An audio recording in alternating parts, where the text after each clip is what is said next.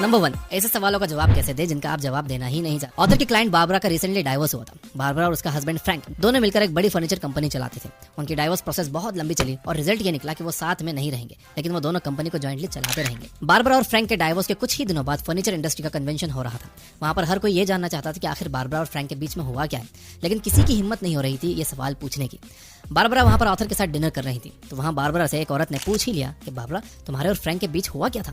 ये एक rude question था, लेकिन बारबरा इससे परेशान नहीं हुई और उसने कहा, हम अलग हो गए, लेकिन कंपनी पर इसका कोई असर नहीं पड़ा है।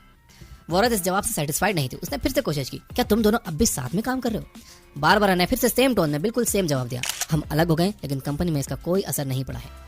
अब वो औरत थोड़ी झल्ला गई, लेकिन उसने हार नहीं मानी। अब उसने पूछा, क्या तुम दोनों अब भी कंपनी में काम कर रहे हो? बारबरा ने फिर से बिल्कुल सेम अंदाज में कहा, हम दोनों अलग हो गए, लेकिन कंपनी में इसका कोई असर नहीं पड़ा है। अब वो औरत चुपचाप वहां से चले गई।